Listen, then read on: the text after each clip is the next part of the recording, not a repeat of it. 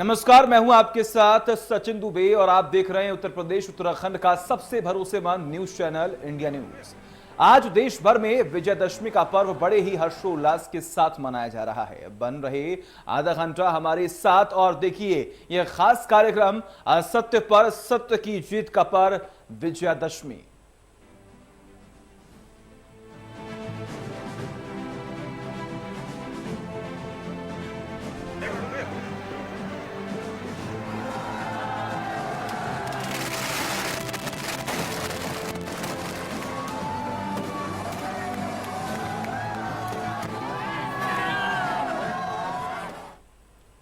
दशहरा पर्व बुराई पर अच्छाई का प्रतीक है। इस दिन भगवान राम ने रावण का वध कर बुराई पर विजय हासिल की थी, जिसके बाद से देश भर में दशहरे की खास दिन बुराई के प्रतीक रावण के पुतले का दहन किया जाता है।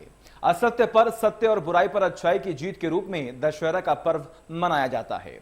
इस अवसर पर देश के अलग अलग हिस्सों में रावण दहन करने की परंपरा है। कई शहरों में रावण दहन किया गया।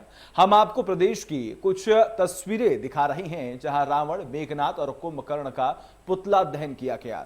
औरैया, भदोही, सीतापुर, बहराइच, बिजनौर, गोरखपुर, बदायूं और अमरोहा की ये 8 तस्वीरें जहां पर आप देख पा रहे हैं किस तरीके से बड़े ही हर्षोल्लास के साथ इस पर्व को मनाया गया। सीधे रुक करते हैं गोरखपुर, जहां पर हमारे सहयोगी सुशील बने हुए हैं। सुशील, फिलहाल गोरखपुर में क्या हलचल देखने को मिल रही थी, क्या तैयारियां वहां पर रही, किस तरीके से कार्यक्रम का आयोजन किया गया था? देखिए सचिन, निश्चित रूप से आज हमारे लिए काफी हर्ष का दिन है, क्योंकि बुराई पे अच्छाई का प्रतीक विजयदशमी को लेकर के जगह जगह पर रावण दहन किया जाता है। और चूंकि यहाँ पे गोरखपुर इसलिए भी और खास हो जाता है क्योंकि प्रदेश के मुख्यमंत्री योगी आदित्यनाथ आज के दिन नाथ संप्रदाय के परंपरा का भी निर्वहन करते हैं और बाकायदे एक विजय जुलूस भी निकालते हैं। इस समय हम बर्ड घाट पे हैं। बर्ड घाट की कुछ तस्वीरें आपको दिखाने की कोशिश करेंगे कि आप देखेंगे कि किस तरीके से लोगों की चहल पहल आपको यहाँ नजर आ रही है। लोग यहाँ पे, चूंकि अभी रावण दहन हुआ है और उस तस्वीर को भी इंडिया न्यूज ने आपसे साझा किया है, पूरा देश देख रहा है उसे, और किस तरीके से जो सैकड़ों हजारों की संख्या में जो लोग हैं वो यहाँ पे मौजूद हैं और बाकायदे उनके चेहरे पे अब खुशी है क्योंकि आज अब बुराई पे एक बार फिर से अच्छाई ने जीत हासिल की है। कुछ आयोजक है हमारे साथ मौजूद है क्योंकि 159 साल से ये पूरा बर्ड घाट पे ये रामलीला का मंचन हो रहा है। किस तरह का हर्षोल्लास दिन है और रावण दहन अभी हुआ है, क्या संदेश देता है ये?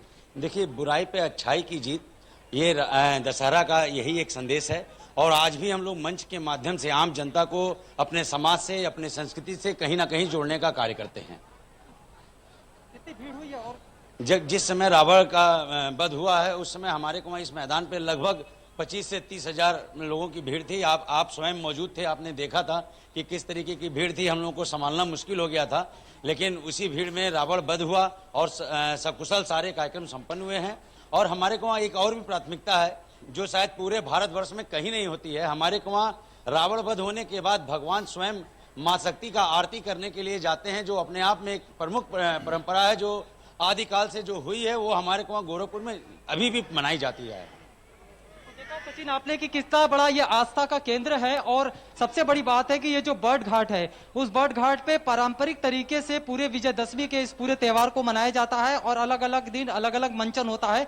और आज जब रावण दहन हो चुका है तो अभी जब भगवान श्री राम माँ जानकी की आरती करेंगे और एक संदेश देने का काम करेंगे कि किस तरीके से उन्होंने मुसीबत में रह करके भी अपनी हिम्मत को नहीं छोड़ा, अपनी सच्चाई को नहीं छोड़ा। और आज उसी को लेकर के इस पूरे बर्ड घाट में एक मंचन के द्वारा लोगों को यह संदेश देने का काम किया जाएगा।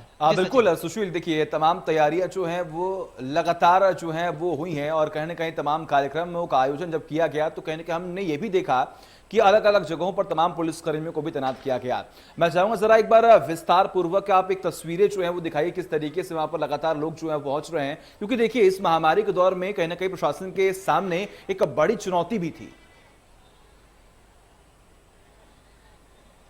बिल्कुल सचिन, सही कहा आपने, क्योंकि त्योहार तो मनाना है लेकिन उसे सकुशल और अच्छे तरीके से मनाना है तो इसकी सारी जिम्मेदारी पुलिस वालों पर होती है। और निश्चित रूप से अभी अभी जो है मुख्यमंत्री के कार्यक्रम से निपटने के बाद एसपी सिटी खुद यहाँ पे आए हुए थे और उनसे मुलाकात भी हुई है, बाकायदे उन्होंने निर्देश भी दिया है। और अब मैं एक बार फिर से आपको तस्वीरें दिखाऊंगा कि यहाँ पे कितनी भीड़ है, किस तरीके के लोग यहाँ पे पूरी तरीके से नजर आ रहे हैं। चारों तरफ आपको केवल पब्लिक ही पब्लिक नजर आएगी, क्योंकि ये बर्ड घाट का एक काफी प्रसिद्ध और पुराना जो है ये रामलीला मंचन होता है। और आप देखेंगे कि अभी भी जो रावण दहन हो चुका है लेकिन लोगों की जो आस्था है वो आस्था यहाँ साफ नजर आ रही है। और बाकायदे जो है इसको अब सुदृढ़ किया गया है, क्योंकि पहले ये जो पूरा मैदान था वो काफी जो है सुदृढ़ नहीं था और स्थितियां जो है थोड़ी जो है गड़बड़ थी और मंचन के दौरान भी परेशानियां होती थी। लेकिन अब इसे जो है सीएम योगी आदित्यनाथ के कहीं ना कहीं कह सकते हैं उनके निर्देश के बाद इस पूरे बर्ड घाट की कायाकल्प हुई है, जिसके बाद मंचन करने में कलाकारों को भी दिक्कत नहीं हुई और यहाँ के आयोजकों को भी परेशानी नहीं हुई और बड़े आराम से लोगों को, पब्लिक को एक तरह से किनारे करके पूरे मंचन को किया गया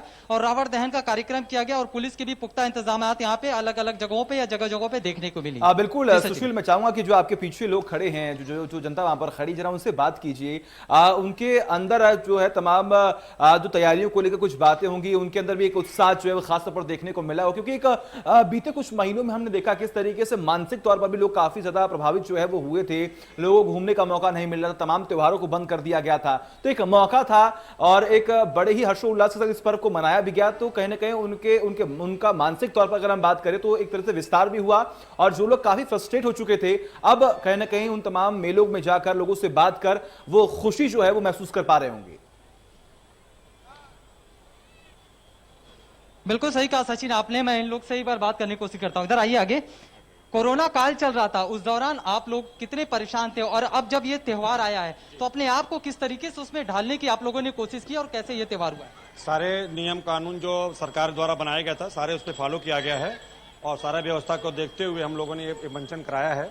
मंचन हमारे आज 12 दिन से 13 दिन से चल रहे हैं और आगे हमारा व्रत मिलाप भी का प्रोग्राम चलेगा मंचन का और बहुत अच्छा चल रहा है और कोई परेशानियां नहीं हुई हमारे यहाँ। दिमाग में क्या चीज था, कैसे हो पाएगा, क्या कुछ? नहीं, दिमाग में तो था, लेकिन ये सरकार की गाइडलाइन हम लोग को बहुत सुविधा दिया है, उसी गाइडलाइन पर हम लोगों ने इस पे काम किया है। क्या लगता है आपको किस तरीके का ये मंचन और क्या? देखिए, मंचन की जहाँ तक बात करें तो हमारे को वहाँ जो कलाकार आए थे वो अयोध्या से आए थे और आपको मैं बताना भी चाहूँगा कि 11 इंटरनेशनल प्रोग्राम इन्होंने किया है। अपने समाज को, अपने हिंदू समाज को जगाने का काम, विदेशों में जाके उसके बारे में समझाने का काम हमारे मंच की जो कलाकार आए थे वो लोग किए हुए हैं। और आप देखे भी हैं कि 14-15 साल के बच्चे थे जो भगवान के रूप में यहाँ लीला प्रस्तुत कर रहे थे। अपने आप में अद्भुत था, इतना सुंदर था जिसका बयान करना भी बड़ा मुश्किल है। काफी परेशानियां आई होंगी कोरोना काल में। जी हाँ, बिल्कुल। ये हम लोग भी जानते हैं कि इधर 2 साल हम लोगों ने रामलीला किस तरीके से बहुत छोटे रूप में मनाया। इस बार थोड़ा मौका मिला, लेकिन उसके बाद भी हम लोग गाइडलाइन का पूरा ख्याल रखे। सैनिटाइजर और मास्क वगैरह का पूरा इंतजाम हम लोगों ने मैदान पे कर रखा था। सरकार का बड़ा सहयोग भी मिला और पब्लिक का भी उसी तरह सहयोग मिला, जिससे हम लोग मंचन कर पाए। तो देखा सचिन आपने कि किस तरीके से पब्लिक का सपोर्ट के बाद और पूरी तरीके से कह सकते हैं कि इन लोगों ने एक कोरोना गाइडलाइन को ध्यान में रखते हुए शासन के निर्देश के अनुसार जो है पूरी तरीके से इस मंचन को कराया और रामलीला के कार्यक्रम को संपन्न कराने के साथ ही आज रावण दहन के भी कार्यक्रम को संपन्न कराया।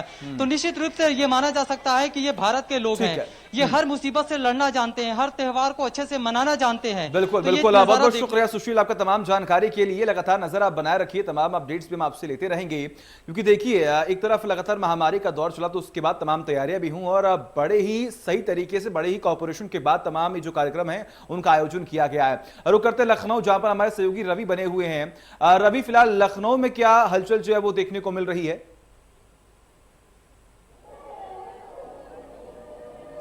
देखिए, लखनऊ के ऐशबाग रामलीला मैदान में मौजूद है और हम देख सकते हैं हमारे पीछे 80 फीट का रावण है वो तैयार किया गया है और इस रावण के साथ जो स्लोगन दिया गया है, धार्मिक अलगाववाद एवं मतांतरण का समूल नाश, यानी कि धर्मांतरण को जो लेकर भी एक संदेश देने की कोशिश की गई साफ तौर पे। उसके अलावा हम सुरक्षा व्यवस्था दिखाते हैं कि देख सकते हैं पुलिस के लोग हैं वो यहाँ पर मौजूद है और उसके अलावा यहाँ पर रस्सियां हैं वो बांधी गई, यानी कि जो लोग हैं वो इसके पीछे ही रहे। सुरक्षा के लिहाज सारे इंतजाम है वो किए गए। हालांकि जिस तरीके से कोरोना का संक्रमण है वो कम हुआ है और उसके बाद छूट मिली है और लोग आज रामलीला मैदान पहुंचे। हालांकि जो मंचन है वो ऑनलाइन देखा जा रहा है और हमारे पीछे आप देख सकते हैं कि जो मंचन है वो ऑनलाइन किया जा रहा है। हालांकि जो लोग हैं वो है पर उनको इंतजार है रावण दहन का, यानी रावण का जो दहन होगा, एक बार फिर विजय पर, बुराई पर अच्छाई की जो जीत होगी और उसके बाद फिर एक बार विजयदशमी का त्योहार है वो मनाया जाएगा।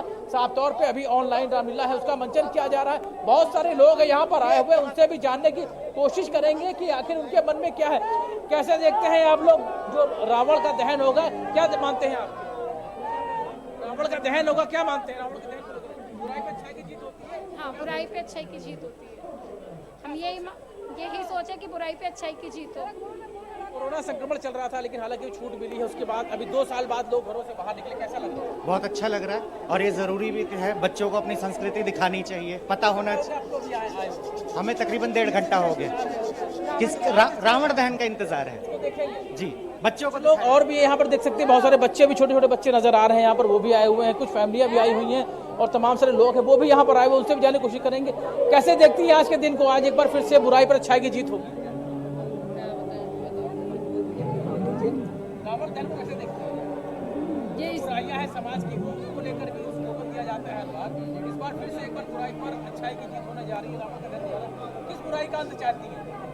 वैसे तो बहुत बुराइयां हो गई है, लेकिन अब धीरे धीरे किसी न किसी का निवारण होते जा रहा है। हम देख रहे हैं कि आए दिन कुछ न कुछ इस तरह का आयोजन किया जाता है कि कुछ न कुछ जो बुराई है उस पर समाधान हो सके। हमारे मंत्री जी भी बहुत प्रयास कर रहे हैं। वैसे ज़्यादातर मैं महिलाओं के लिए ही बोलना चाहूँगी कि महिलाएं वैसे बहुत अभी भी सुरक्षित नहीं हैं, तो उसी हिसाब से जो है अभी भी दुनिया में जो गलत नज़र से देखते हैं, वैसे रावणों का दहन होना चाहिए। भाई साहब, किस तरीके की बुराई का अंत चाहते हैं आज के दिन? रावण के साथ बुराई का? मैं इन्हीं के साथ हुआ है। मैं लेडीज़ की सुरक्षा और सुरक्षित है जो हमारे समाज में, और बाकी बुराइयां तो अंत होती नहीं है, लेकिन फिर भी हम बुराइयां अभी भी देश के अंदर, समाज के अंदर, किस बुराई का अंत चाहते हैं आज के दिन?